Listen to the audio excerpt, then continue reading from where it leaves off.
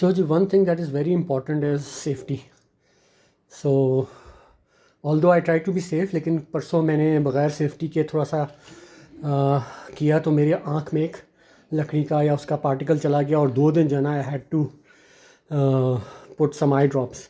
सो ये डिफरेंट चीज़ें हैं जो कि प्रोटेक्ट करती हैं. ये तो बहुत ज़रूरी है for dust. This is for your eyes and if you doing something more तो फिर यू कैन यूज़ दिस. तो ये आपके पूरे फेस को कवर कर लेता है. So always be very safe when you do anything like this.